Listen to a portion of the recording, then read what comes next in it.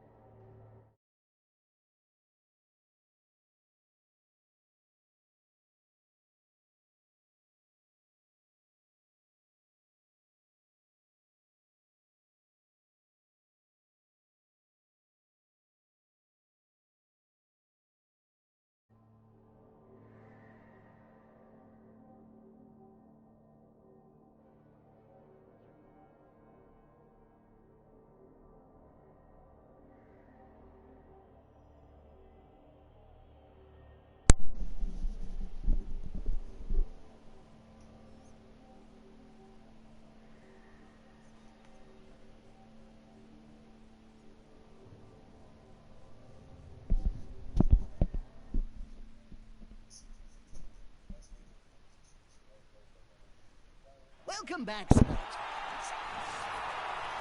Weather is fine, so I'm not going to talk about it again. And there's the apothecary. Some say they know best. But I'm not so sure about him.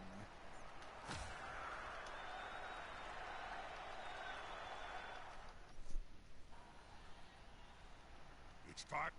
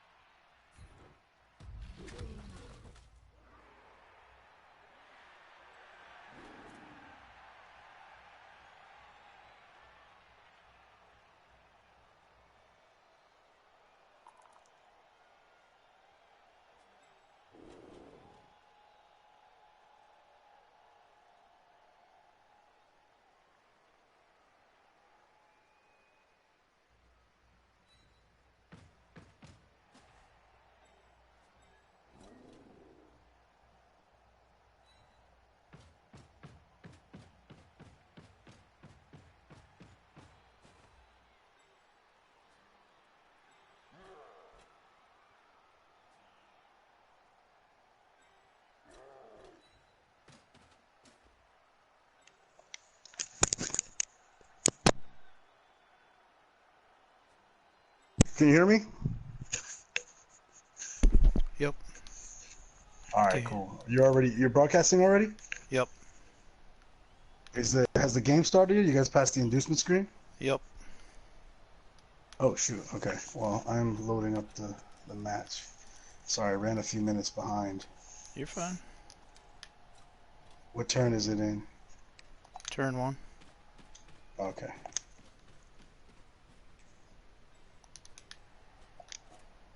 It looks like I don't have a co-announcer. Stuff and Junk said that he would jump on here with me. Oh, you're fine. At some point. So, I just invited him when he was. Wait, is that Stern? Oh no, he just joined. Wait, so Stuff just joined. What's up, guys? Yeah. Nice. What's up, man? Not a whole lot. Cool. So I'm loading up. They're already going. Do you have Cabal Vision already loaded? Can you see what's going on? Yeah, I just got it loaded up. Okay. All right. Let's see what we got.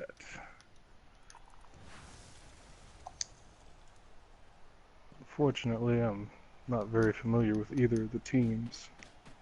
Well, from what wait, let's see so these guys are already gone. All right, so the Wrecking Crew is a past MML champion. Actually, right before Disco Day, so they are season 3 champs. And the Grunts have been around since season 1. Of course, they're coached by the godfather of the MML himself, Preach. And they've made the playoffs a few times. How many times, Preach? You know? Remember? 0. Really? No. Okay. A few bowl games then. We had a bowl game. Okay. So Grunts really had some hard luck after maybe after the first season. To the point where Nuffle pissed Coach Preach off that he actually retired from coaching until the former owner, War Chief Thrall, decided to sell the team to Preach and let him do it his way. So Preach actually went and invalidated, War Chief actually invalidated the deal that he had in place with Coach Dundon to sell off most of the Grunts to the Green Tide Titans and send them across to the East Division. And the Grunts stayed. And ever since that happened, the Grunts have kind of embraced this new philosophy on how they're going to approach games. The Grunts don't necessarily look to put points on the board. The Grunts go for what's called the kill box win. And so what their big thing is they just want to decimate the other team, beat them down into submission. And after that's done, if they get to walk the ball into the end zone, so be it. The Wrecking Crew in the past has really tried to distinguish themselves as kind of the gentlemen of the orc community. They're different. They read. They pronounce all of the proper syllables. When they're very proud of their diction and their ability to articulate better than most orcs. So the Wrecking Crew has enjoyed a pretty strategic kind of duality. They are every bit of the smashy bashy orcs that you would expect, but they are also master maneuverers when it comes to positioning themselves to get the ball. They engage in a lot of trickery. I mean, just when you're waiting for them to pounce on you and try to destroy you, all of a sudden you realize that their star will have broken up the sideline and they'll actually pass. They do some things you don't always see out of orc teams. So this matchup here is long in coming. Coach Caven, who was unceremoniously ejected from the playoffs after losing an overtime match with Dignity, who was coached by Coach Seston, began ranting about how terrible the coaches board has been for the MML and how unfair it was that he was ousted.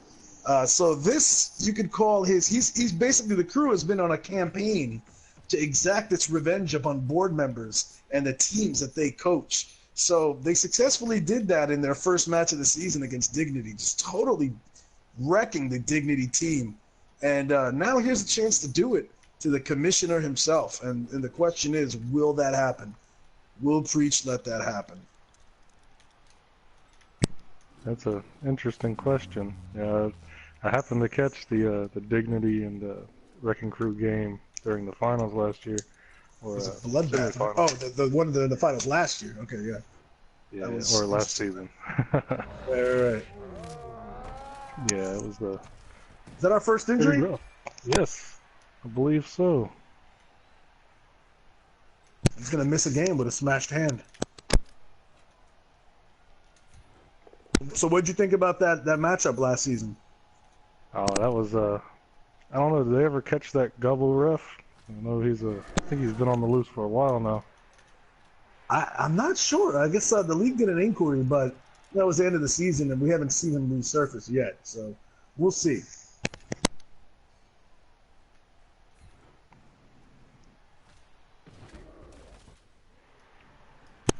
And stuff. If you can handle like the play-by-plays, I'd really appreciate it. Right now, I'm trying to multitask between the two things. So, All right, I got you. Yeah, so if you could call like anything exciting you see on the field, especially for those of our viewers who have us on Twitch and are doing other things and not necessarily watching the screen.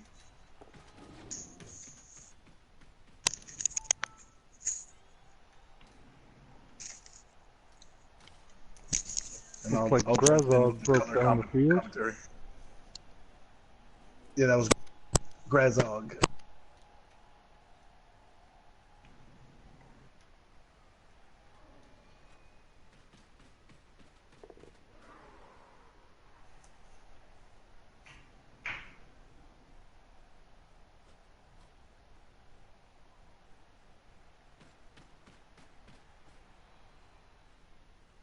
Yeah, I think we've had some interesting matchups this week with, the same type of teams playing each other. The Dignity and Holy Rollers game, that one was pretty interesting. Crazy These are score called on that commonly referred to as mirror matches. When you have the same race playing each other. Or farming the pros. Well, that one in particular with a 6-5 win. There were times when they tried to play defense, but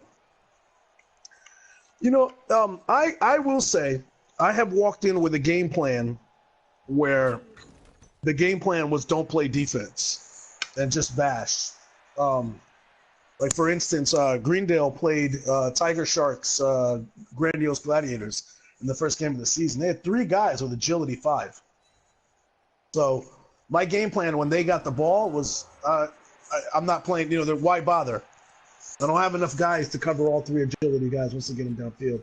I'm just gonna try to remove one from the pitch on every drive.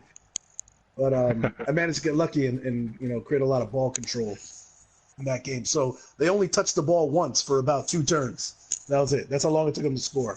They never saw the ball again.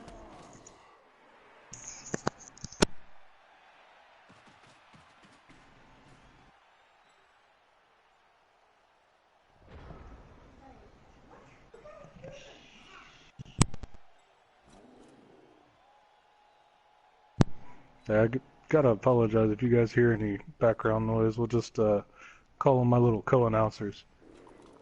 That's cool. Yeah. Oh. Let them get on and co-announce. See what they hear. Call what they see. Oh man, right now they're just they're in awe of the astrogranite surface here. Nice.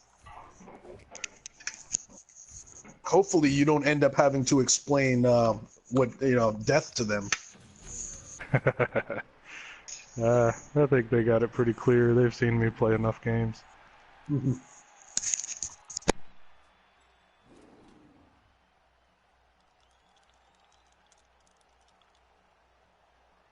Looks like we're kind of stuck in a holding pattern right now. Both teams just trying to outbash each other. This is kind of what I expected. It's kind of like that scene from Braveheart where the 2 sides run at each other and just mash up in the middle. But with this high armor, nothing's necessarily going to happen except that the teams are versed in the fine art of mighty blow. So, that could make the AV9 a lot more breakable.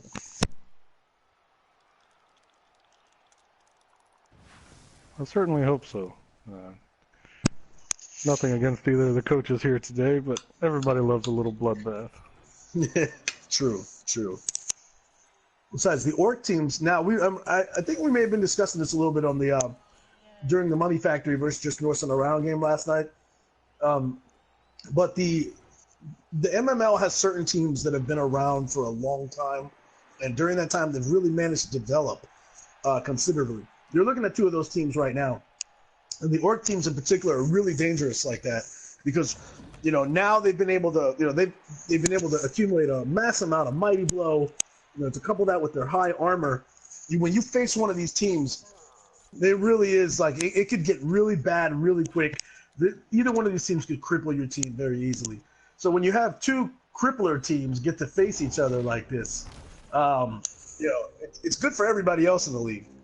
You're hoping that maybe they kind of like, do everybody else a community service and whittle each other down a little bit. Yeah, most definitely. You can see that both teams are they're building themselves in a similar way, other than, of course, the stat ups that you happen to luck out. I know that Leroy in particular has been trying to get everybody a little stronger. I really enjoy those articles that I love those out. articles. It's a great concept. Leroy, read a Leroy article and make you want to go outside and pick up a car.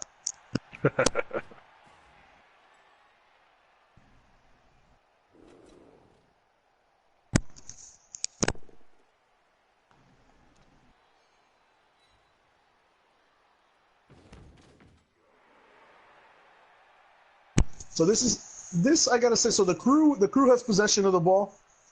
I'm really hard. I'm having a real tough time seeing. All right, let me. The Where Orcs is have the ball? it. The ball's in the ball. Grunts have the ball. Oh, okay. Yeah, All right. Leroy's got it in the backfield there. So it's funny because they're even using the same type of tactics. This is definitely something that Coach Caven would try to do. Is just, hey, let's turn it into a bloodbath. Let's just stall. Let's just have this big traffic jam in the middle. Let's do that for 6 turns, and then I'm really going to start my offense. And Leroy just content to sit back there and observe like a proud papa all the damage that carnage that his team is trying to inflict on the other team after a hard week's lifting and preparing all week.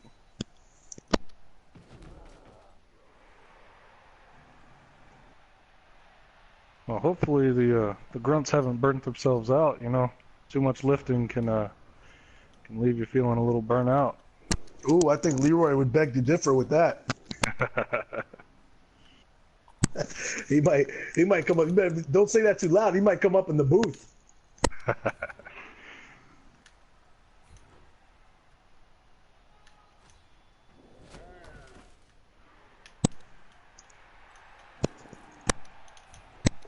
A lot of successful blocks. Not a lot of armor breaking. Yeah, that AV9 is tougher than it looks, but there we go. Yeah, just as I said, yeah. It's only a stun. Yeah. Now sometimes a stun is enough to turn the game. That is absolutely true. Especially with such evenly matched teams, that a stun can put somebody out for a couple of turns and really change the tide of the game. By the way, I'm noticing that Coach Caven. We got another injury. And who did that? Is that Slim Pickens? Yes, Slim hit him. Who recently learned how to block. That's not good for the rest of the play pool. Oh, not at all.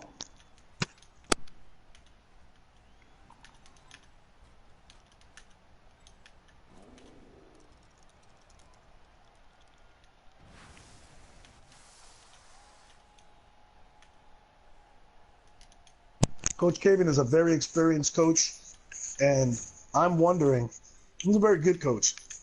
He's not the kind of guy that keeps beating his head against a brick wall. So now, with 2 of his players on the sideline, including one of them being a Black Orc, one of his mighty blow Black Orcs, I'm wondering if maybe he's going to change up that strategy and not try to play this bashy bash game anymore, because this is dangerously looking like it's going to go pretty badly for him.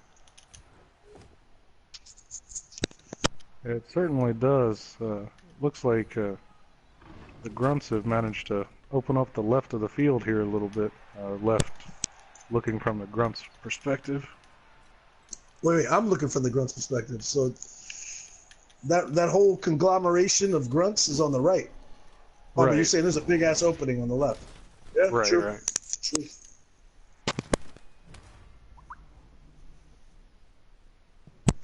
Waylon Jennings kind of ends the rally. Was he trying to dodge, or did he try? He tried to red die. That was a red die block. No, that was a dodge. He I tried to tried to dodge. dodge. Yeah. It's like Waylon focused too much on the arms and not enough on the legs this week. Can't skip leg day. skip leg day. Cannot skip leg day. Leroy would. When Leroy finds out, I'm sure he's going to get an earful.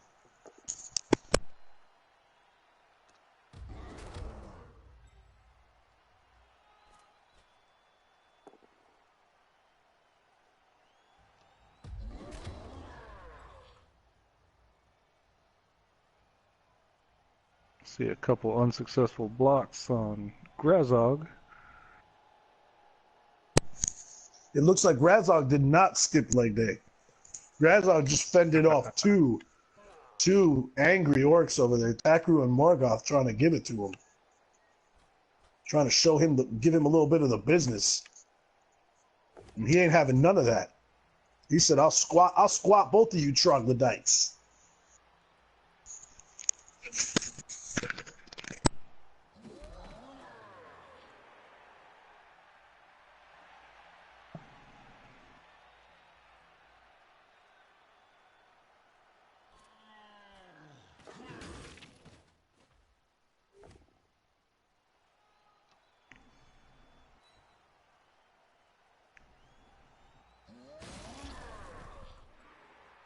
You're gonna see Gutrad Gut take Rat. down.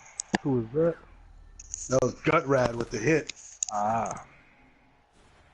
And Gutrad tries to take that extra step and almost plunges to the Astro Granite. Coach Caven better be careful, or that Astro Granite could end up biting his own team.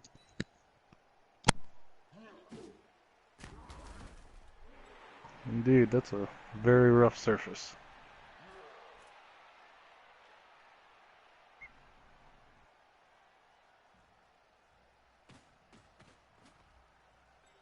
If I'm not mistaken, I don't think this characterization is wrong, but Astro Granite kind of gives the ground a mighty blow when you fail a GFI. Yeah, I'd say that's a pretty accurate statement there. Not for what is it for injuries, or it applies on the It's for injuries or the armor break of the break, I arm believe. for the armor break. All right, so it's not exactly mighty blow because, as we know, that if you're mighty blow, if you don't need to use your mighty blow to get the armor break, then it can actually help you on the injuries, which makes it so especially dangerous. But it can help break the armor, which, like you said, could make a fall a stun, which could cause through the indirect consequences or the butterfly effect could cause somebody else to get killed or hurt badly because he gets outnumbered. Looks like Mokost is tired of seeing Grazog getting hit. He's coming up there to help out.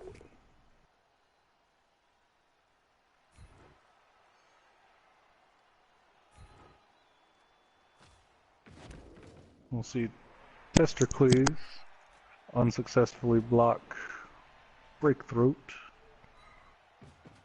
Great name.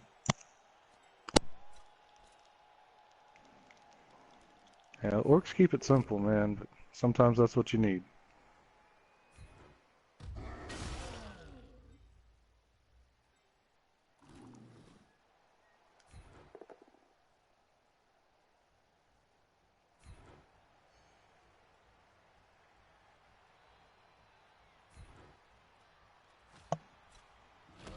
But these orc teams are gonna have to watch out next season when the necromantic race comes in.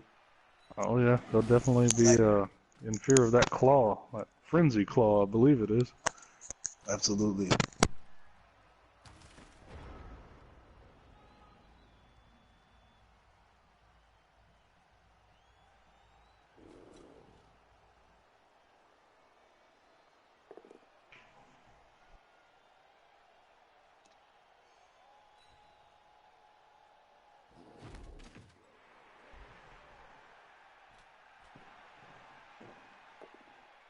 See a little bit more patty cake from Breakthrough.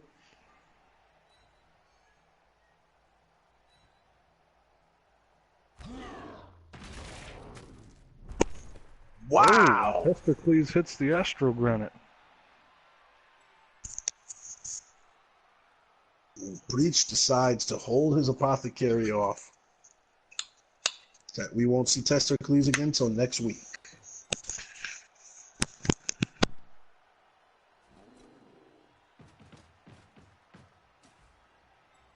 That was a big injury.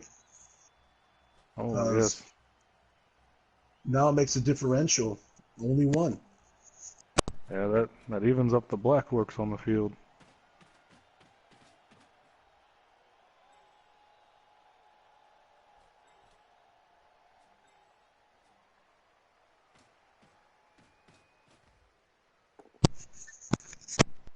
We're going to see a blitz from Takru. And he decides to play a little patty cake with Grazog.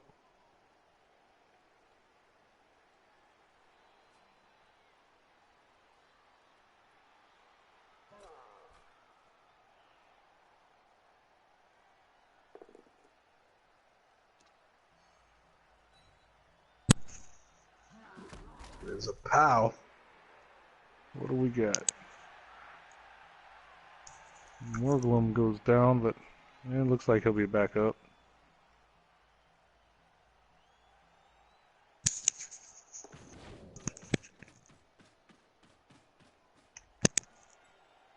These guys have thrown so many blocks at each other. It's crazy.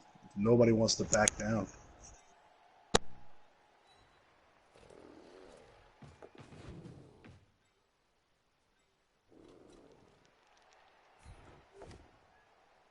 An interesting choice there.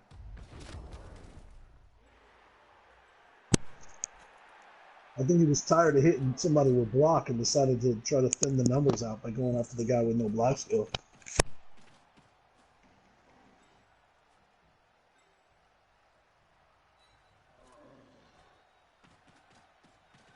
That's a lot. That's a often like coaches often have to decide between those two strategies, right?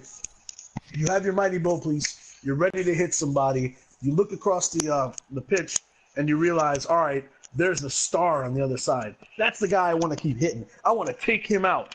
The problem is that guy is a blodger. So, and maybe you don't have the tackle piece to do it yet.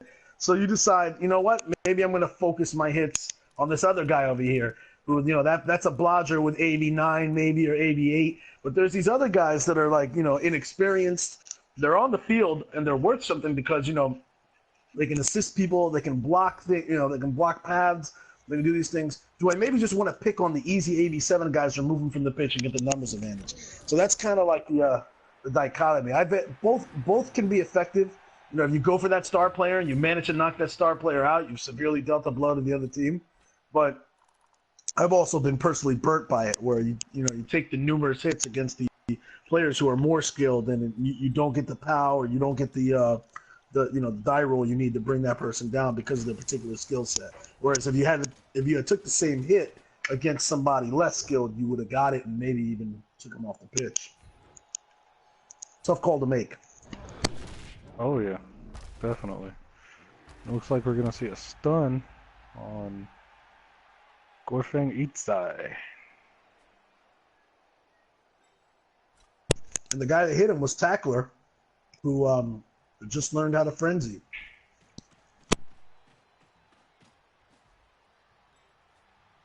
So it looks like Preach returns the favor. Caven says, hey, I'm going to pick on your unskilled Black Orc. Well, Preach says, I'm going to pick on yours too. It's a rough time to be an unskilled Black Orc right now.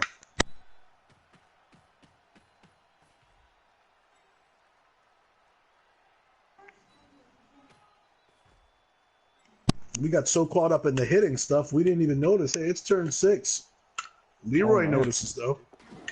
And it's almost like, watching one of those old kung fu movies where the sensei lets all his students battle the guy that's come to his dojo to challenge him. And then after the students have, got in there and showed their stuff, then finally the master steps up and gets involved. I'm waiting to see what Leroy's going to do. It'll be interesting to say the least.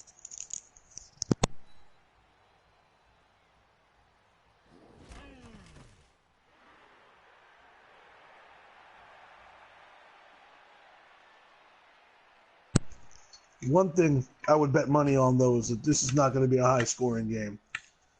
Neither one of these coaches are pressed about the scoring right now.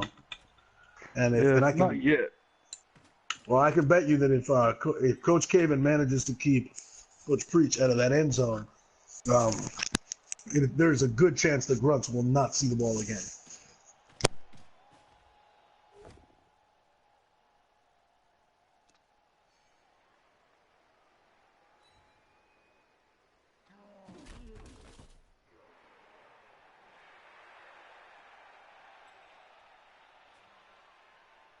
Let's see, Grazog go down again.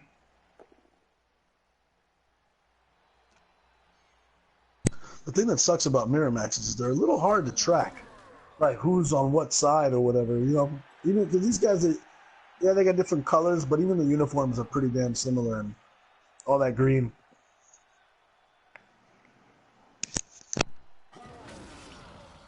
Yeah, can be very difficult to track.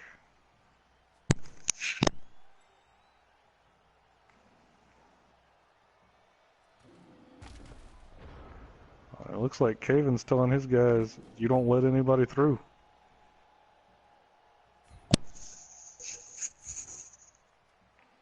And Uncle Jesse is going to make a pass. There goes Dirty. Dirty was brought on with the express intent that he would be the, the designated fouler. I'll give you one guess what his first skill will probably be when he reaches that point. But fortunately for the rest of the league, Dirty still has 0 SPP. So he may not be true Dirty for a little while.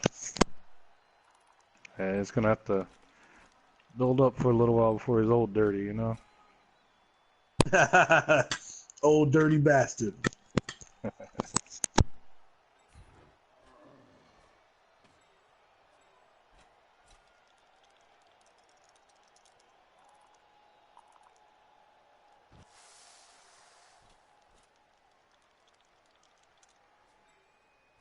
There's a little scrum up there, over by the Wrecking Crew end zone. And these players are all over there talking smack to each other. And there comes the Frenzier. Man, that is a dangerous Frenzy. He comes in there, that one dive. And that's the thing, when you got a player on your team that, so basically you've been locking in a dungeon for most of a day, and then you only feed them one piece of raw meat. And usually it's not even raw meat. You might feed them live, dangerous things that it's either, hey, you take this thing out, you kill this thing, or you don't eat today. And then he comes out and he's become one of those guys on the pitch that can frenzy. But really kind of using that skill correctly becomes a challenge for that player. And if he's not careful, he may not remember that sometimes a 1-die block can easily turn into a red die block. Sometimes even a 2-die block can turn into even 3-die block can turn into a red die block. So they got to be careful with this newfound skill. Oh yeah. When the frenzy takes hold, man, you can't do anything but keep going. Straight bloodlust. That guy Tackler is straight bloodlust kind of guy. So big scrum there in the middle. I can tell Leroy is trying to figure out whether, what is the best way to approach this. Can't sleep on Coach Caven because he will usually find a way to get to the ball carrier in some form.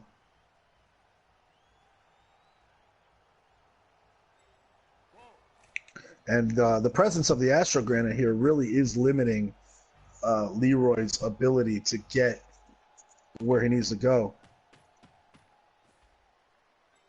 Right before the timer expires, Leroy moves up to the left.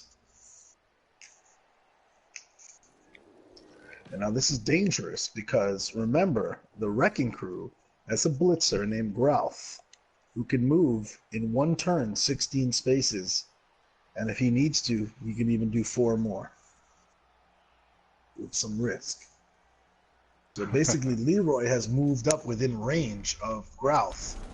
And he's kind of shouting at him. He's like, come over here, troglodyte. We may see the Astro Granite come into effect. No. He trained extra hard, I guess. Yep. He did some extra wind sprints this week, and Braddock Breakthrough to increase his ability to kind of extend it, beat his own speed. There goes Wayland pushback.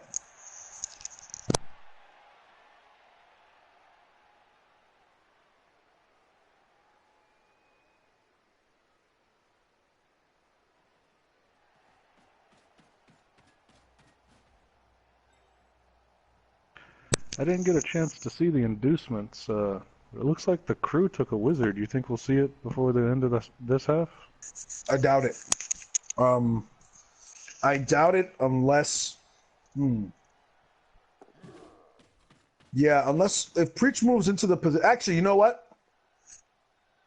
I think we will. Preach moves into... if the Grunts, rather, move into scoring position, which they do not, this turn, yeah, that's a big problem right there. That is a big problem. So, oh wait, I'm sorry. I just got confused because of the whole mirror thing. So they just... I guess what I meant to say is if the crew was unable to, like, basically felt unsafe that New Orcland would score, I think you might see that wizard. Very risky to start with the loner, but I'm sure Preach had a reason. Because depending on what that loner did, then he could alter his course.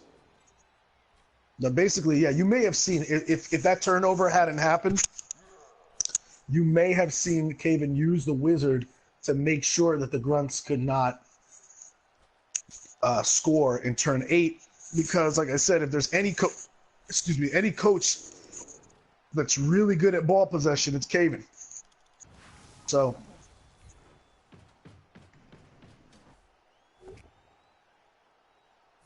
a lot of there's going to be a chain push coming. I think they're trying to free up Wayland over there. Yep. Oh. And I'm having trouble seeing who's behind Slim Pickens. That's Rosh. Is Rosh Rosh is a player, I think, for the other side. This is a... Wow. So... that was a pass in coverage. Risky pass. And a risky dodge. Looks like he paid off, though. Once they screw it. They didn't, a lot of other coaches, I think, may have just, tried to, or a lot of other teams may have tried to figure out ways to chain push and free Whaling up so the catch would be easier, maybe do a whole bunch of other maneuvers. The Grunts are like, screw it, fork it. Work it. I'm just going to throw it, and you're going to catch it. I don't care who's on you. You're going to catch it, and then you're going to dodge. When that troglodyte tries to stick out his leg, you're going to step on his leg. That's how Leroy Jenkins gets that team ready.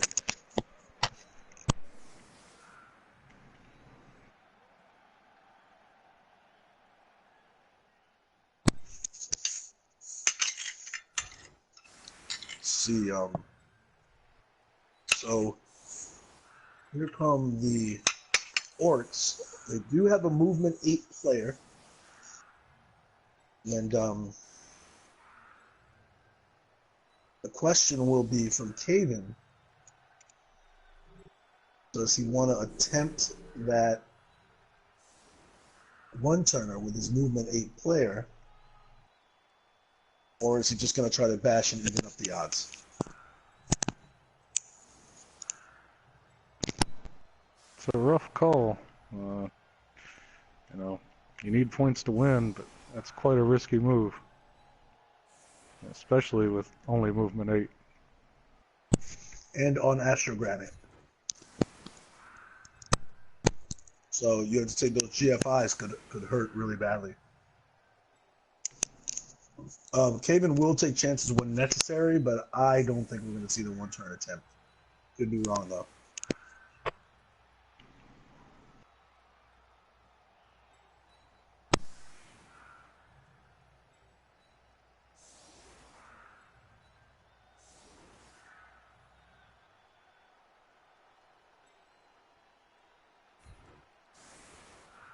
I dropped my controller and hit rewind by mistake. Trying to catch back up here. You haven't missed anything yet. They're still setting up. Coach Breach is a very good defensive player. He's actually come out and said, very frankly, that he is a much better defensive player than he is an offensive coach. So right now, definitely advantage Grunts.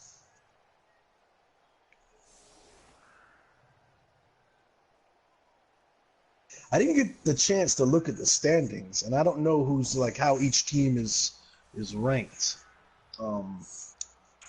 Breach, while Caven's setting up, what's your record right now? What's the Grunts record? 1-0-1. Okay, so they got 1 win, 1 loss. A tie here would still put them in a pretty good position for the season. What about the Wrecking Crew? They got that 1 win against Dignity, and did they beat the? Who did they play last week? I don't know.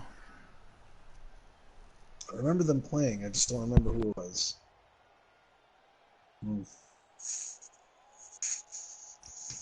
Maybe I'll just check the website, mmlpro.com.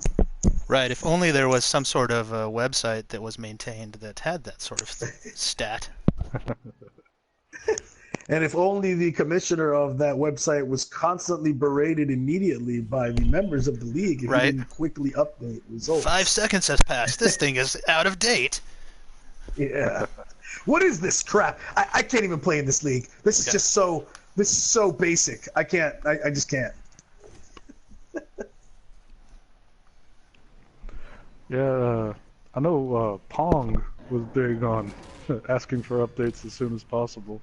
Immediately. Yeah, but I haven't really seen much. I just validated my match. Why isn't this updated yet? You know, only by your members holding you to insanely high standards do. Right. Isn't that why we're elite? Right. That's how you grow.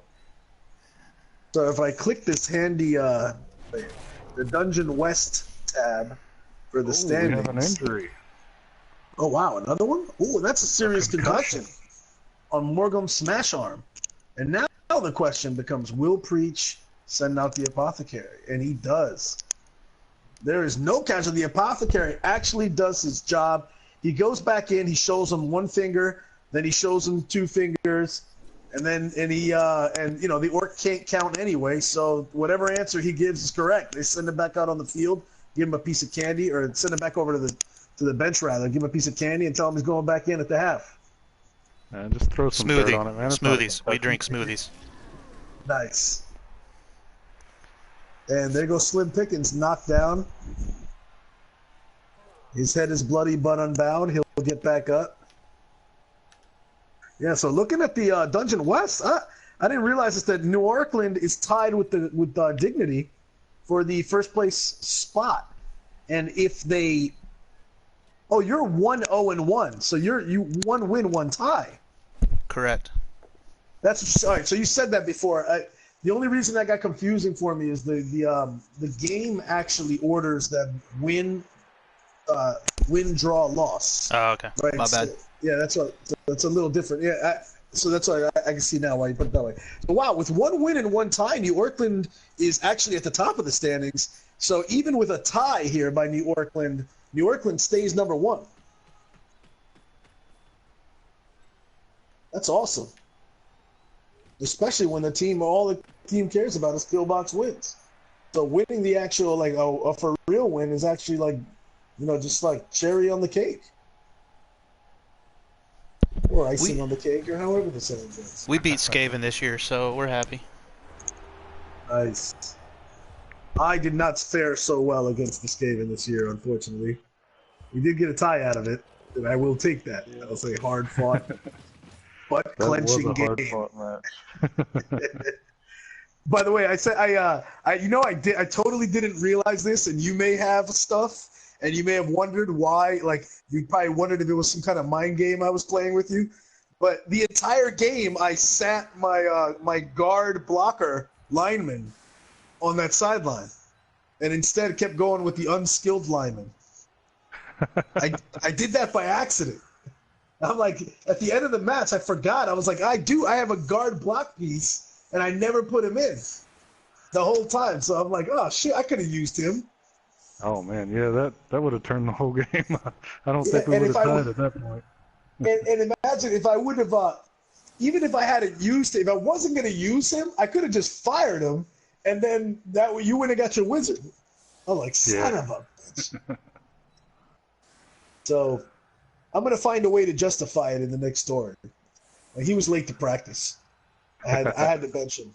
It was a good coaching move in the long term. Like, I had to show the rest of the team the example.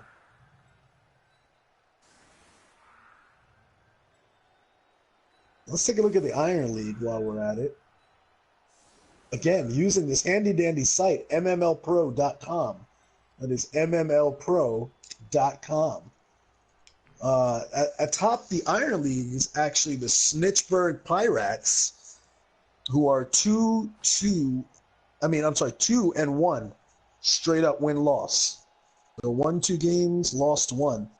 But they're not really officially temporarily there because the Wrecking Crew, if the Wrecking Crew wins this game, the Wrecking Crew will clearly be at the top of their conference. So basically, both of these teams are at the top of their play pools, and they're fighting to stay at the number 1 spot in their entire play pool. And the loser may unfortunately drop to second place in their conference. No pressure. Especially no pressure for a Preach who doesn't care about real wins. He just cares about Killbox wins. He's definitely got the Killbox win going on so far. He does, and I would not have expected that to happen against the Wrecking Crew. But right, but looking over here in the Killbox, it does appear that Preach was going with the strategy you mentioned. Sometimes you hit the unskilled guy instead of the star player so that you can get the numbers advantage. Absolutely. You may have noticed last night I went after a bunch of your unskilled rats. Oh yeah, they're line rats, so I knew it was going to happen. There were obviously guys I really wanted to take out, but it was too hard. So let me clear some of these guys out first. Yeah, the line rats, they do serve a purpose. It's not just to die. That's just part of the job description. It's to die while distracting from the people you really want to protect. Right. One of them actually, he studied up from the match and he's learned how to wrestle. So we'll see how that goes next week against the Gladiators. Wrestle is a frustrating skill. As if you're on the receiving end of a block. It really can. It makes you think twice about blocking against that guy. Because he's going to get right back up next turn, and you're still going to be laying there on the ground looking stupid. Right, and that's kind of my thought process, get some wrestle. I expect the line rat to be on the ground anyway, so if you take someone down with him, all the better. You'll notice I have 1 or 2 human beings also with wrestle. It's also incredibly effective if you're trying to lay a block on a ball carrier who is a blocker. They can drop that ball. Oh, indeed. Wrestle strip ball is quite a deadly combination. Yep. So this is something that most teams really don't want to try to do against the Wrecking Crew. And it's like mark them all up like this. But if there's any team in the play pool that is equipped, maybe even the league that is equipped to do this, it's going to be the Grunts. And wow, a very risky bounce for the Crew, because if Rotnail blows that pickup, that ball could very well go into the stands, and who knows what the fans will do with it, especially because we are in the Grunts Stadium, which is named what again, Breach? The Battlefield. The Battlefield. There you go. So these Battlefield fanatics over here may decide that ball rightfully belongs on the other side of the pitch and may make it so. And Caven is saying that the fix is in that since the Grunts got the blitz on the home field advantage. The fix is always in with Coach Caven. Just because I'd you're like to see how paranoid it's gonna doesn't get mean they're out. not after you. You're only paranoid if you're wrong. Exactly.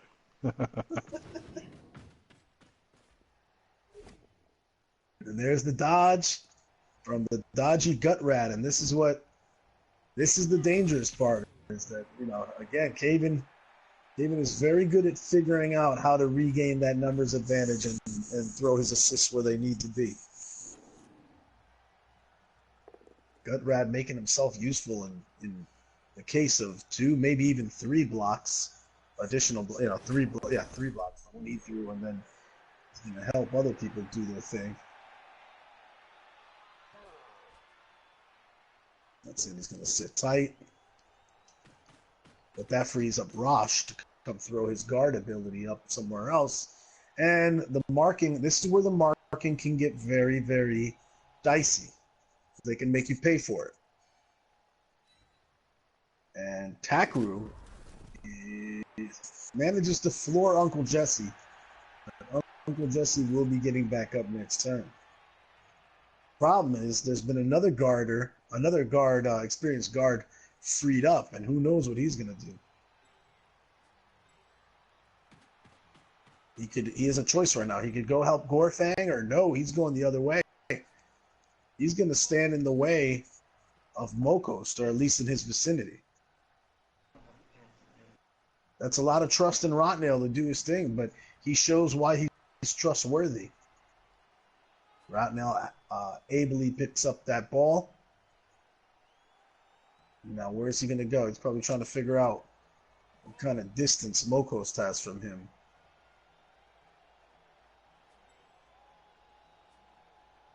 And where he's at, Mokost can't reach him. But if he stays there, it's also dangerous. He gets cornered in. That's it. Wrecking Crew is going to just chill where they're at. And how do the Grunts respond? Let's see.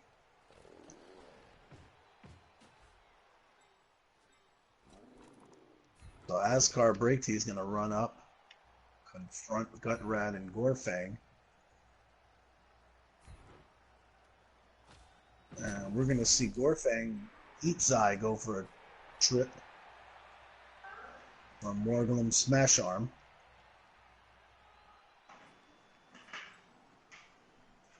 It's almost like the Wrecking Crew is baiting the Grunts to try to rush him. That could backfire, because remember, the Grunts do have a distinct number advantage.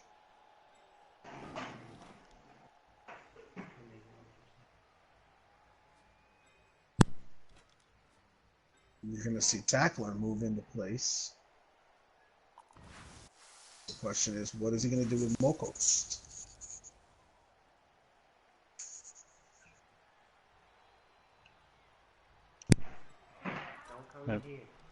Yeah, they have to be careful to make sure they don't put too many guys in the backfield. Yep, because like I said before, man, the Wrecking Crew will do some exciting things. Although honestly, that whole first half, it looked like the Grunts used the Wrecking Crew's own tactics against them. And Rezog trying to put Braddock Breakthrough out of his misery. The first time just manages to push him back, but Grayzog in a full frenzy and floors Braddock Breakthrough, but Braddock's going to get back up, or maybe he won't. Maybe he will after all. So that's bad. This is the bad thing, that what happens when you pile on somebody and then next turn they're going to get up, you're still going to be laying on the ground. Slim Pickens steps up, and he's going to put a tackle zone on Takaru. Waylon Jennings still also free. Could potentially run downfield. He doesn't really have to worry about the guy that he was marking, Growth, because Growth is stunned. He doesn't have to worry about him, at least for this turn.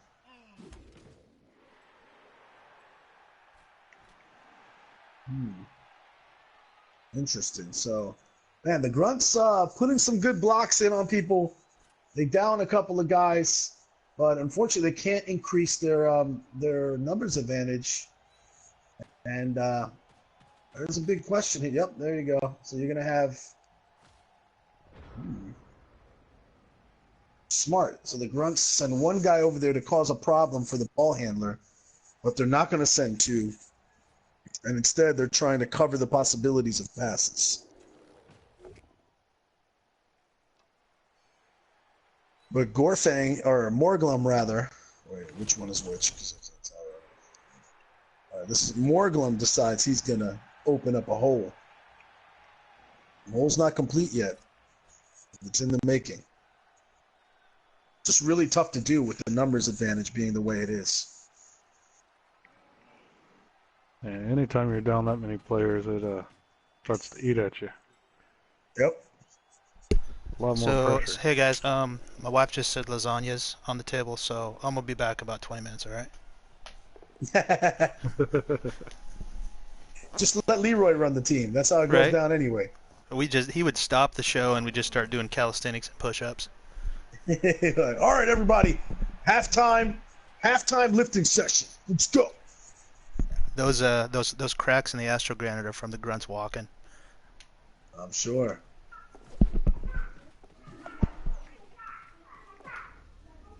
Ooh.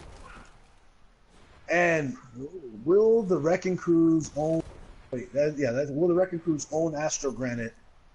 No, that's the.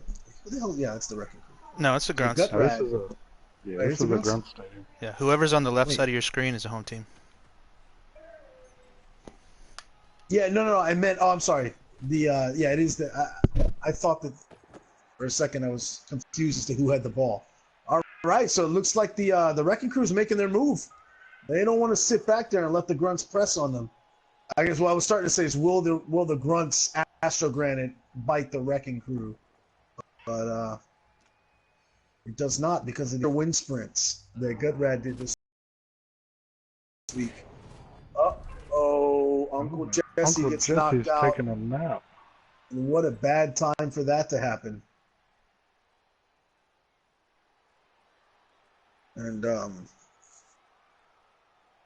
this is what we've been talking. This is what we've been talking about, man. Like, it looked really bad for the Wrecking Crew, but little do you suspect that Caven's got a master plan going.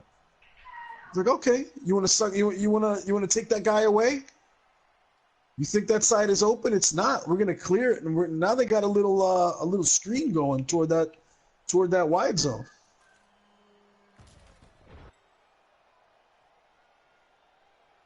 Right, and Gutrad is a rough guy to get on the ground. Lodge and strength for, agility for. Yep. Wow.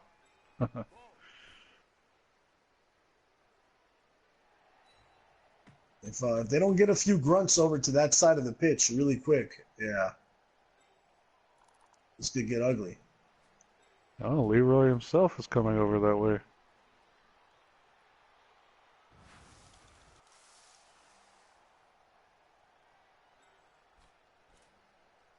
This is not the time for Slim Pickens to bonehead or loan her out after doing something dumb, but he may be critical. Oh, God. Big blue arrows can really mess people up. Ascar Breaktee unable to free up James O'Malley.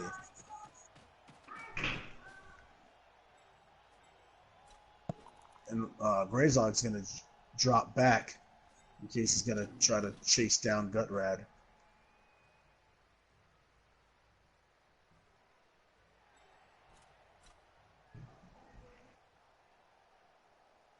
Mocost over on the left side of the field as well. And, there's a few options for the Grunts. And there's a hole for Tackler to slip through. They try to pose a threat to the cage from behind.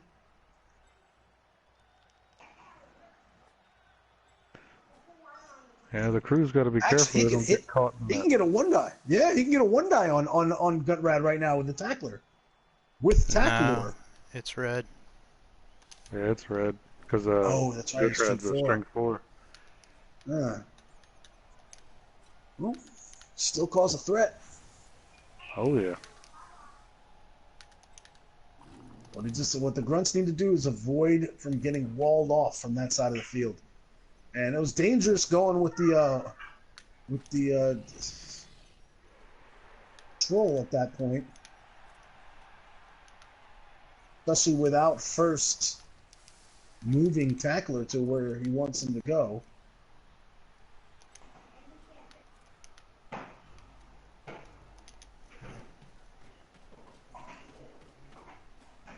Oh, he looks like he's gonna go for the red die. Ooh. Oh, look at that! It's just what he needed. And Tacklor rather, manages to fell the mighty Gutrad. Goodbye, so sad. Gutrad is stunned, the ball pops loose, and this looks like a totally different game right now. Coach Preach may have run out of time because he could have taken a shot on Braddock breakthrough with James O'Malley. But that's okay. They get him next time. Let's see how the Wrecking Crew responds to this. So the bad news, though, for the Grunts is that Gutrad is down and stunned for the current moment. But there is a at least decently agile orc named Grunts sitting right there, who's a pretty speedy guy. He won't, being that he's laying on the ground right now, he won't be able to get to his feet and also, create a lot of distance between him and his enemies. But at least, he's got some movability when it comes to picking up that ball. Takru knocking Wailing Jennings down, trying to pile on, but unable to do anything with the pylon. And the favor is returned. Morgoth is going to hit Tackler and stun him. And he's going to say, hey, you know what? I didn't appreciate what you did to Gutrad. I didn't appreciate that.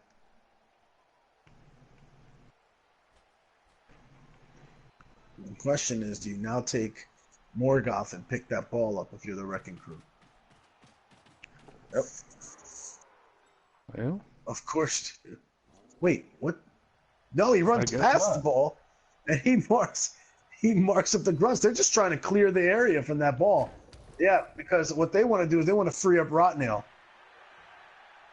Rotnail patiently waiting to go pick up that ball because he wants to figure out where's the best place for him to set up, and it's probably going to be right behind those two orcs right there. Rotnail grabs the ball. Now, does he want to take a chance to get behind everybody on the Astro Granite? No, he doesn't. He's going to sit tight.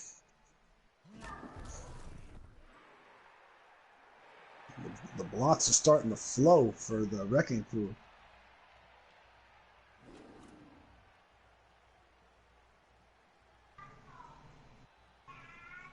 The sight that the team doesn't like to see is Leroy Jenkins sitting there, slaying there on the Astro Granite. That just don't even look right.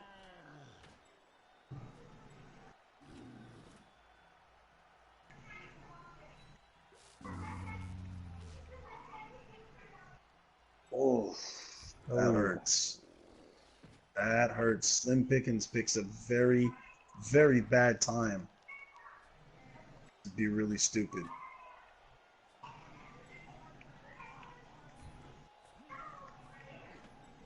He's trying to figure out. He's like, Coach Priest is screaming at him, hey, go do this. He's like, got it, Coach, and then forgot what the hell he was going to do.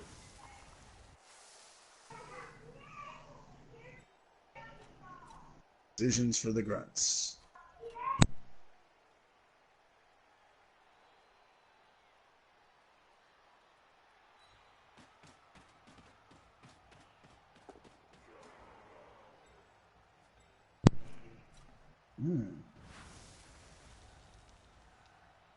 Rezod comes over. He's in a. He will be in a precarious position if Leroy. Oh wait, Leroy can't. Okay.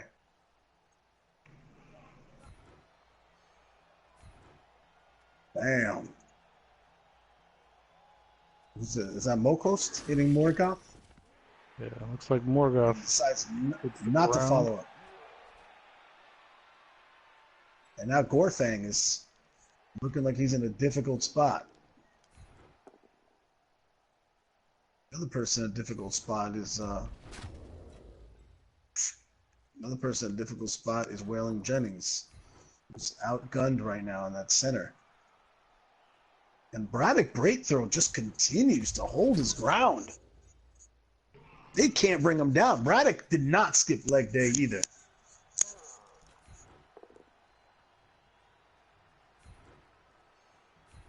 Damn. That's just cold. Even fully surrounded, he's a tough guy. He's a very tough guy. He's just sitting there taking a pounding. He's been handling 3 guys by himself. If that doesn't rally the rest of the team, I don't know what will.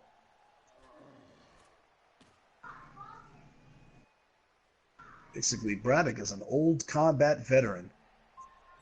He has a smashed ankle that he suffered before, and it slows him down, but it doesn't slow him down when it comes to fighting. His legs may be slowed down, but those hands of his are dastardly. Looks like the crew trying to get some kind of chain push going, or there goes Whaling. Not to the deck. And the crew may have unwittingly helped Preach because and the Grunts, because Slim Pickens is a lot less stupid when he's got a teammate around right next to him to remind him what he's supposed to be doing. And they knocked Waylon Jennings to his feet. So next turn, maybe that helps Slim Pickens wake the hell up and do something with his life. Ooh. We're going to see Gutrad put Grazog in a very difficult position. He knocks him back toward Rotnail. You're not going to see a surf right now.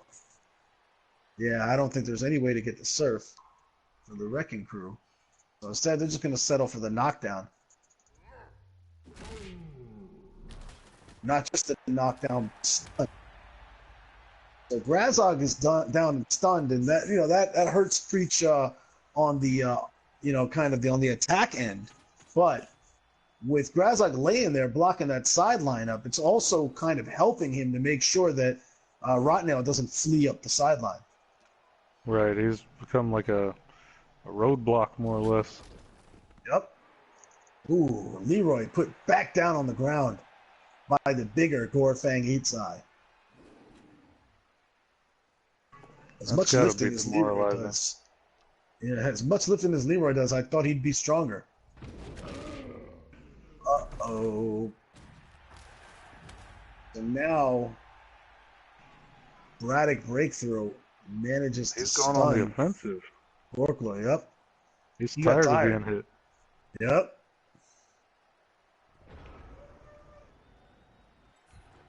Wrecking Crew's done all they can do.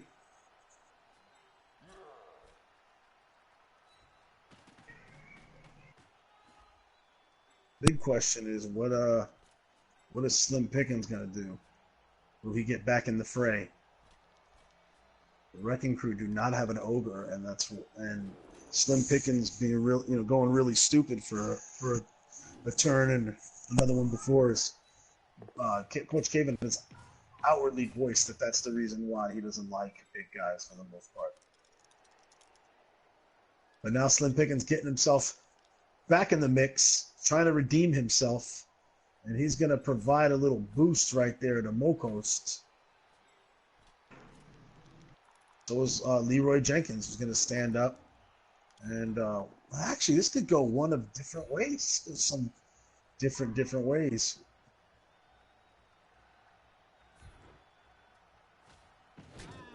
You see Morglum knock down Rosh, and that's going to take away guard capability. And we could see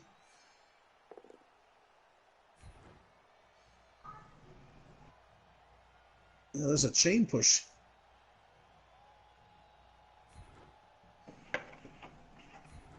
Smart. They're holding the team up back there.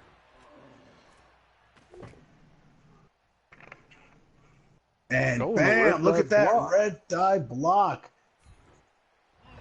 You know, that was very, very risky, and I'm I'm actually surprised he didn't go for the surf at that point. But hey, it works out.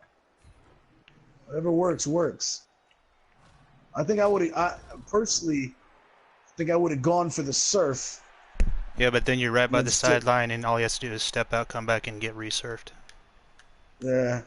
Well, no, you'd be pushing Morgoth into Gutrad, who would have gone out, and getting rid of Gutrad would have been a huge win.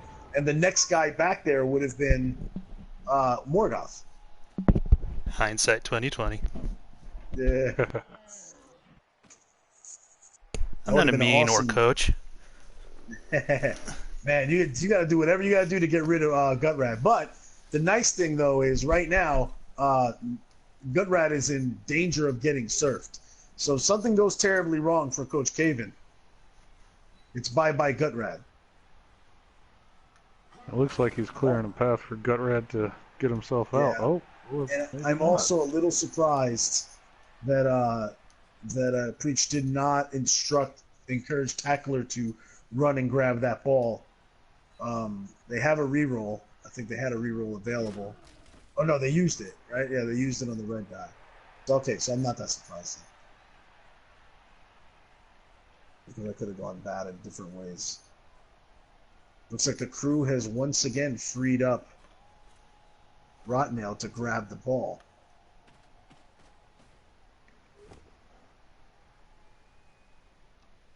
Let's not forget, the crew is not in a bad position right now. Oh, and they're in an even better position now. The Apothecary has already been used, and you're going to see Mokos go out of the game. I have 2 That APOs. is Oh,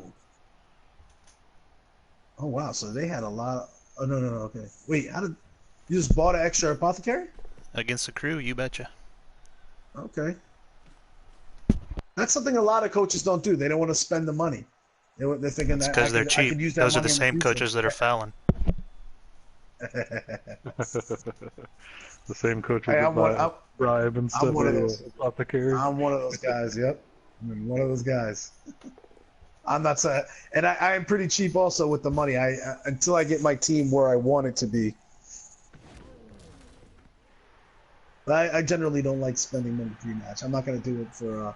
normally for a regular season game, unless I know it's kind of like a hey, playoffs or bust thing. I could see why you would do that.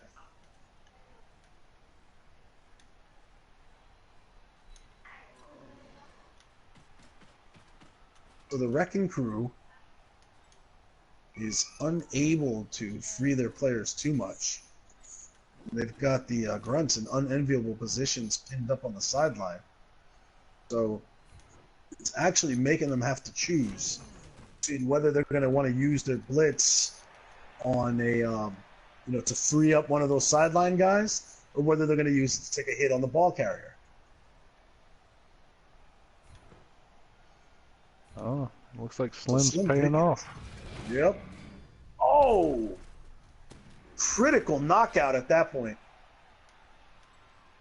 And the reason, by the way, stuff that I was saying that the Grunts pinned over. They have the Wrecking Crew pinned up in the wide zone, which in a 1-0 game with time whittling down, only 3 turns left for the team that's on offense, you would think this is normally a horrible position. They're in midfield, kind of boxed in over on that side.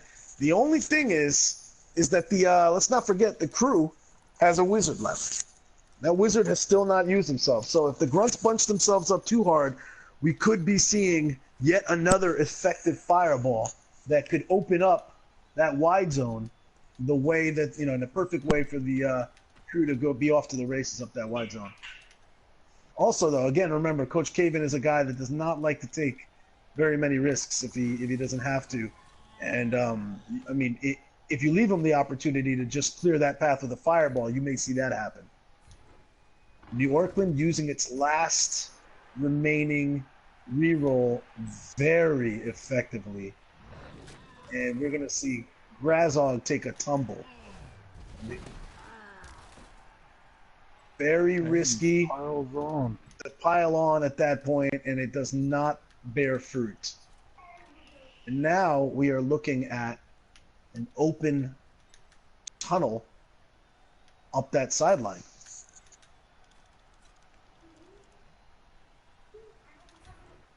Yep. This all of a sudden is not looking good for the Grunts. You may see the Wrecking Crew be able to jet up that sideline with no wizard use at all. Yeah, that's a problem. Yeah, we may see them jet up there and see the wizard anyway, just to stop any pursuers. No, you won't. I don't. No, he can block them all off, so I don't think that's going to happen. Probably a smart move, a very smart move. Tackler says, you know what, screw it, I'm going to try to dodge in, and he's at least going to create a little, he's going to put himself in the way. See, and that's what you're going to see. You're going to see them wall off and create a screen. They're not going to need a wizard to do that.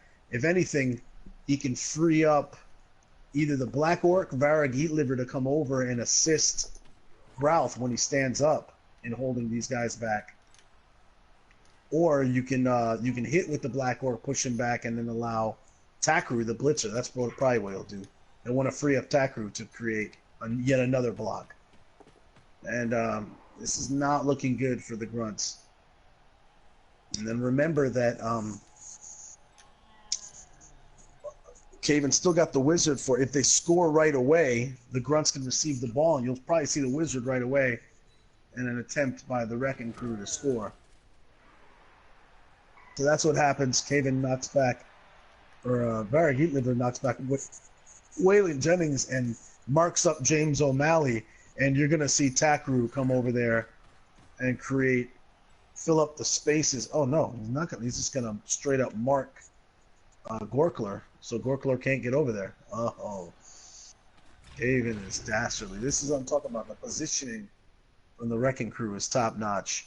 And now he's got a decision to make. He probably wants to seal up that side, but he's not going to. They're basically daring James O'Malley to try to dodge free. At least O'Malley will be able to temporarily break through that wide zone and not let them completely seal things off. But this is not good for the Grunts.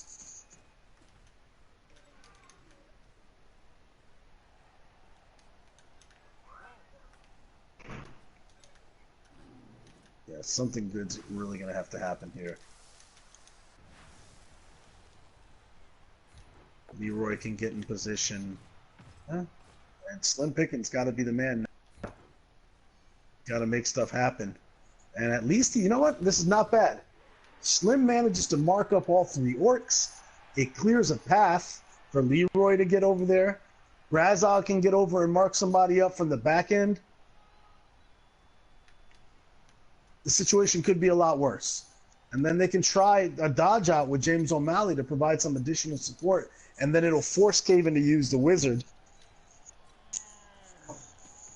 And who knows? Wizards have been so effective lately with the dodgy teams. Oh, they have. We'll see.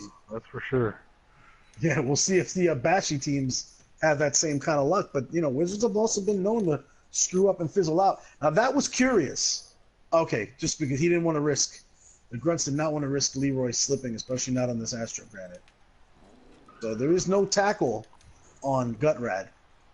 And Gutrad is one of the most agile orcs on the field.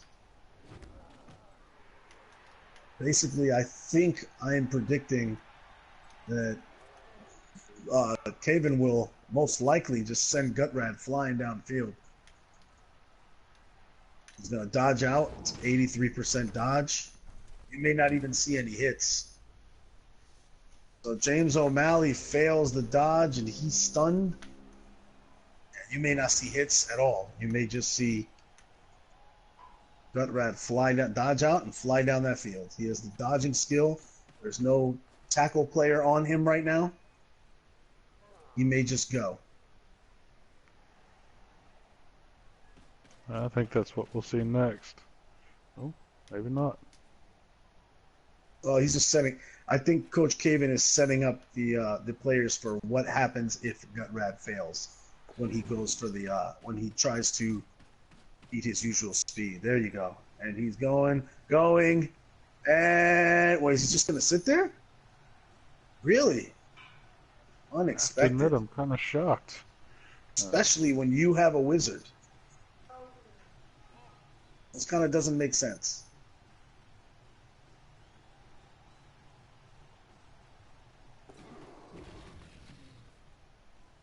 Wow. I mean, so talk about playing for the tie for real. That's what Coach Caven did.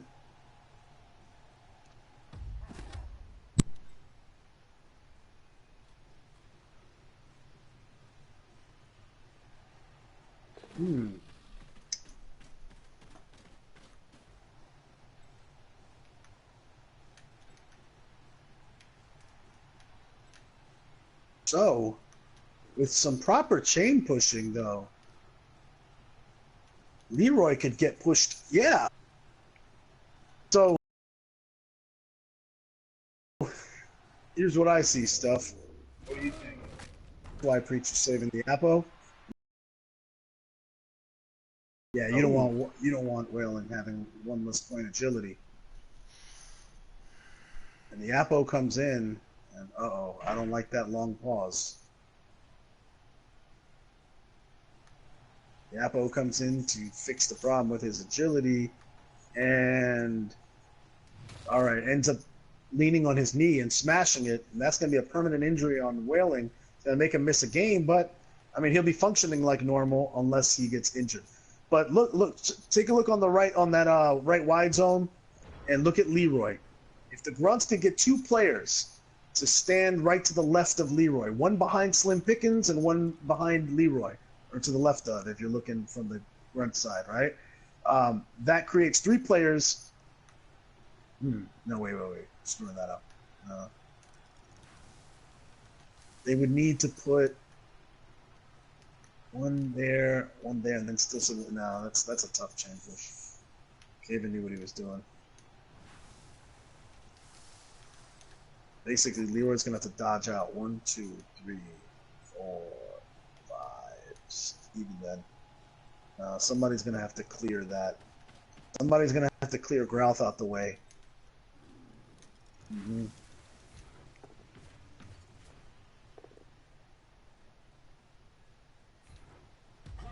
Oh, that is and not. Slim makes the attempt, but wasn't strong enough. Damn. Leroy says showing him how it's done. Yep.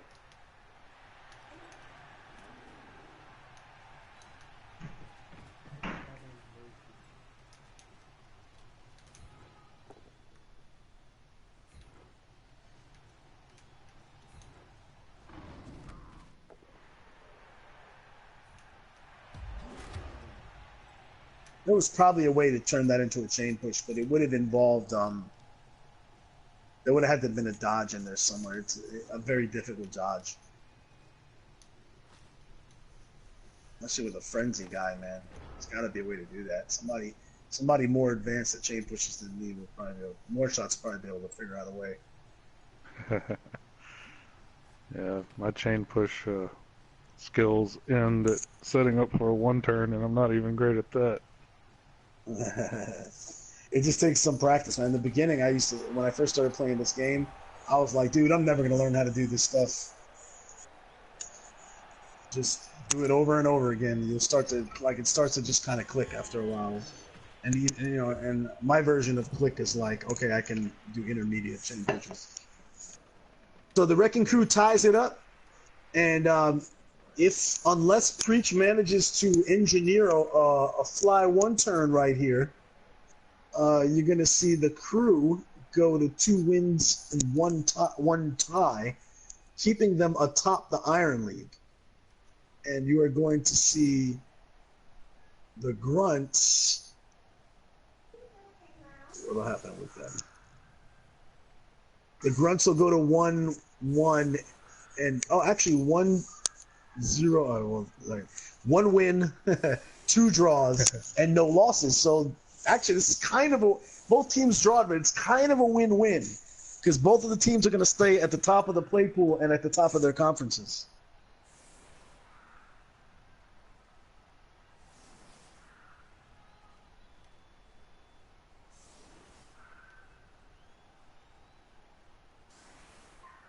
Maybe at the top of the plate after. That's 5 standing points for Preach.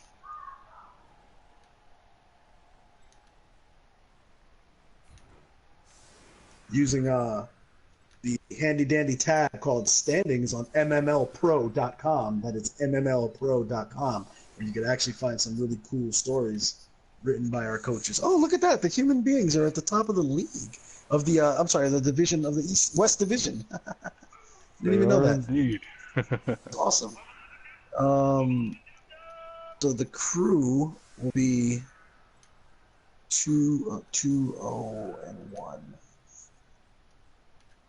The crew will come out of this with 7 standings points, and the Grunts will have 5.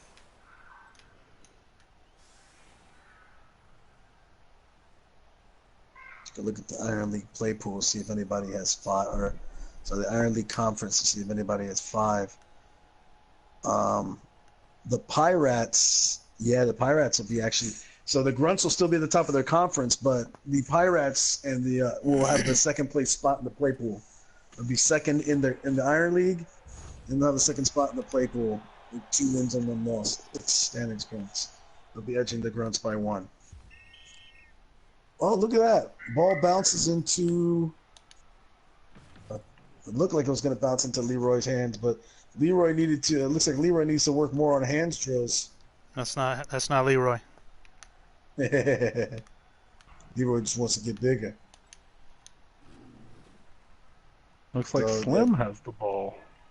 That is curious. That's kind of cool. I'm not sure he knows what to do with it. I'm wondering about this formation. Grunts has decided I'm not even going to try chain push nobody. What's the most movement they've got? No, they don't have anybody over. They don't even have a 7 movement guy on their team. So the Grunts are not built for the one-turner at all. Should get yourself a Gabo, Preach. And they form a holy cross in the middle of their side of the pitch around Slim Pickens. Slim going to try to graduate to throwing lineman. Oh, he's going to throw. He's going to try to throw that ball. And Kabavision cut out. Did he make the pass? No. Preach? Oh, no, No. it was inaccurate. Dreadfully inaccurate. Ooh, and so our final score is 1 for the New Orcland Grunts, 1 for the Wrecking Crew. What do you think, Preach? Are you okay with this result? Yeah, I'm not okay with this the reward roll that I did, but whatever. What'd you get? A 1. A 1? That sucks. No, it's a man. It looked. Go ahead. Oh, go ahead. No, go ahead. I was going to say the game looked more. I thought from watching it, the game just. But looking at the final stats, I mean, this is pretty even, Steven, all the way through. You had 43% ball possession. He had 37%. Actually, 2 passes completed for the Crew, 1 for the Grunts. The blocks were about the same, 57 to 53 in favor of the Grunts. 2 KOs inflicted for each side. There were actually more injuries inflicted by the Wrecking Crew on the Grunts, with 4 to 3. Both 50 yards running, 20 to 18 in passing for the Grunts. That's wow, very even Steven game. It's probably everything everybody could have expected from these 2 sides facing off. Well, Kevin and I had I will say we had a friendly gentleman's agreement. It doesn't do the play pool any good if we come out here and destroy ourselves. Oh, sure it does. No, it It doesn't. really helps the play pool. No, it doesn't. Which is probably why you saw him face off against or throw a block on Leroy when he didn't. There's no reason to throw a block at Leroy other than to hit Leroy because there are better targets. And that's exactly why I didn't pile on very much and that stuff. So yeah, I think these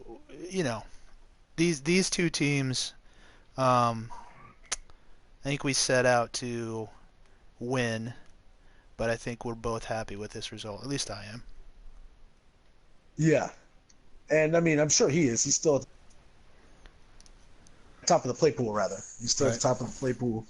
You're 3rd in the play pool, so that's still good. You're only 1 point behind the number 2 team in the play pool. So playoff contention definitely looking good for the Grunts at this point. Who knows? Maybe this will be the first season. We're not too worried about it. We'll still be here in season 20. We like some of the things we're seeing though as the fans. I gotta say, I know I do. I don't know how you feel about it, stuff. Oh yeah, it's great. It's interesting to see two teams built so similarly, and even though you guys took a similar approach, there were a lot of differences I noticed. Like you said, Caven seemed a little more careful in his movement and positioning. Well, it's because he's a better coach. It's also where I think Preacher's just focused on the kill box win, and that just kind of frees you up to say screw it. Well, I mean, it gives us the ability to not get stressed out about things. Right. I will say though, the Preach. Then if you're looking at it from that perspective, this might be the first game you actually lost, because you guys have the same number of KOs, but he's got 4 injuries to your 3. I'd say a kill box win goes to Wrecking Crew on this one. Well, I mean, first of all, you don't know anything about what you're talking about. And I mean that with love. I'm looking at the stats. Well, but it's not about stats. Kill box win is about how many people do you have in the kill box, and this is actually a kill box tie. Wait, I'm confused. How do you figure? There's 4 injuries inflicted versus 3. But one of the injuries was APO'd into a substitute. Oh, Does that right. count? Okay, is that how cyanide counts it? So it still counts as an injury? Yep. An injury is an injury, whether Okay. the APO fixes it or not. Yeah, you still get the SPP. Yeah. So this is actually a didn't kill realize box that. tie. Look at that. Which and as you know, Grunts claim all ties as wins. So this is a kill box win and a technical I win. just got lawyered. I got mind freaked by Preach here. Yeah. Totally blew my mind. I like it, man. This was a pleasure to announce. Yeah, I appreciate it, guys. Pleasure to watch. Yeah, great job, man. Great job from 2 great coaches. Great job, you know, Kevin, you guys if did you're listening. Great job. What are you You going to say? guys did sustain some injuries, so that does, in my opinion, from the outside looking in, it does help the play pool to have you guys take each other down a peg. Right. But both teams very still much. What was that? Any last? Do we have any? They were missing injuries? games. I think there was a there niggling. one on both sides, Hold on. right? I have a niggling. Waylon Jennings will be out. Yeah, I have one. Waylon Jennings is going to be out. Who do you play next week? Do you know? Kami. Just north Yeah, around. so I'm sure just And- nursing around will be happy that Whaling is not around. All right, and he's got a lineman that'll be out. Or Caven has He's a got lineman. more than a few players. No, I mean Caven has a lineman. Yeah, Kami's you're gonna be facing a stripped bear Nort's team next week. But Yeah, but that as means a he result, got. you may be looking at 2 Yetis. No, I'll probably be looking at what's his name, the werewolf guy. Oh Yeah, yeah, Wilhelm. Cheney. Yeah, Cheney. I wonder if he might be with the distinct difference in the team value next week. You might be looking at 2-star players. Well, that's what Like happened last Sunday. time I played Kami, so nothing new. Yeah. So we'll see. But it's been really interesting, man. Yep. Appreciate it, guys. On my end, I have no further questions. What about you, Stuff? Anything for Preach? No, man, good game. It was fun to announce, fun to watch. Yeah, appreciate it. Yeah. So thanks for doing this with me, Stuff. Hey, no problem. All right. I'm always trying to get better at this, man. Yes, sir. Yes, sir. Yep. Through practice. Practice makes perfect. For those of y'all out there, if you enjoy what you watch, man, MMLpro.com. You are watching the MML. Thanks for tuning in.